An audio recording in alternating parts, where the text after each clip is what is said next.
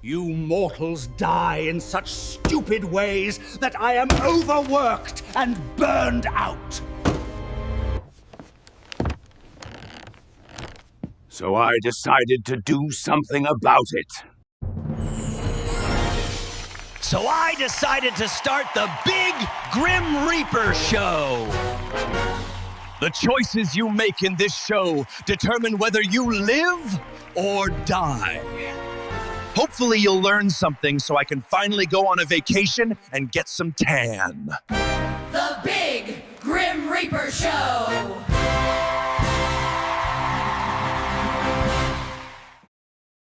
Welcome back to the Big Grim Reaper Show, the only show where making the wrong choice costs you your life and possibly your dignity. In today's deadly dilemma, you wake up in the middle of nowhere, but would you rather be stranded in a scorching desert or the middle of the open ocean? You've got nothing but the clothes on your back. No food, no water, no tools, just you and the elements. Let's play Who Dies Faster? Desert or ocean? Round 1. And 3, 2, 1, time's up. And the answer is the desert. Most people die from dehydration in extreme desert heat within 1 to 2 days. In the ocean, you've got a tiny bit more time, assuming no sharks, storms, or jellyfish want to audition for Worst Supporting Actor.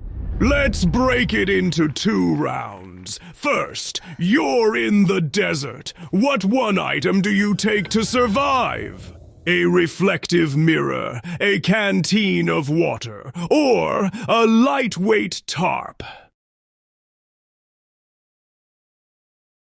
The tarp gives you shade, crucial, but nothing beats water. Without it, your timeline's a sand clock running dry. Now, same question, but you're stranded in the ocean. What do you grab?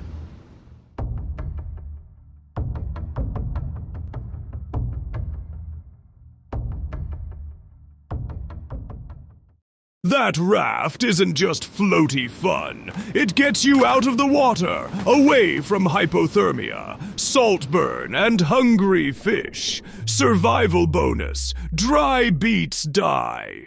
You're dying of thirst in the desert and come across several types of cacti. Which one do you drink from? Only one of these won't send your stomach into a hallucinogenic rage or your kidneys into retirement. If you picked C, barrel cactus, you chose the least awful option. It's one of the only cacti that stores drinkable water. Bitter, yes, but not deadly. The rest, Vomit City. Population, you. You're floating alone at sea and spot a few fish swimming nearby. You're starving. Which one do you try to eat raw? Your options: A, amberjack, B, mackerel, C, barracuda, D, snapper. If you picked B, mackerel, you've got decent instincts and a shot at seeing tomorrow. Certain types of mackerel, like Atlantic mackerel, are relatively safe to eat raw if fresh, but the others, barracuda and snapper, can carry ciguatera toxins. Amberjack, big risk of scombroid poisoning. This ain't sushi roulette, it's stomach Russian roulette with fins. You're stranded, either in the middle of a vast desert or floating far out at sea. Should you stay put and conserve energy or start moving? What would you do? A. In the desert, walk toward the horizon. B. In the ocean, start swimming toward where you think land might be. C. In both situations, stay where you are and conserve energy.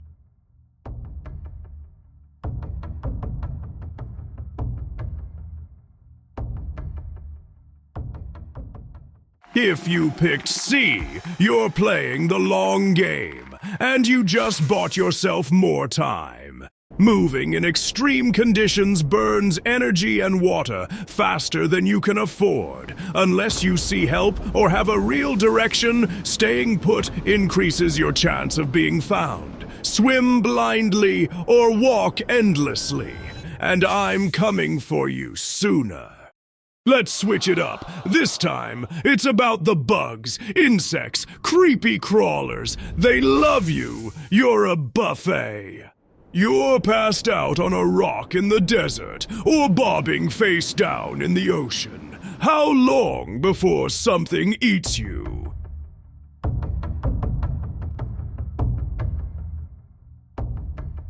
Turns out, the ocean might spare your face, but fish will start nibbling by the second day. In the desert, scavengers, ants, beetles, vultures. Let's just say nature has no chill.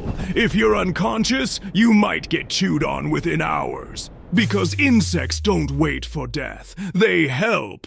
If you must pass out somewhere in the desert, elevate yourself on a rock. Ants and beetles are less likely to crawl up stone than your juicy limbs on the sand. It's not luxury, but it's not lunch either. In the ocean, stay as still as possible. Splashing attracts fish, and not the fun kind. The less you resemble a struggling snack, the more likely you'll float in peace. Bonus points if you're on a raft. Fewer teeth, more float. Extra round, fatal mistake, clothing edition. You fall off a boat and start swimming. Do you strip off your pants and shoes to swim better?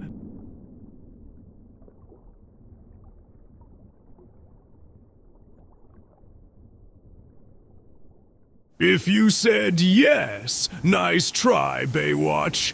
But unless you're sinking in a trench coat, keeping your clothes on actually helps. Pants can be tied and inflated into an emergency float, and your shirt can protect you from jellyfish stings.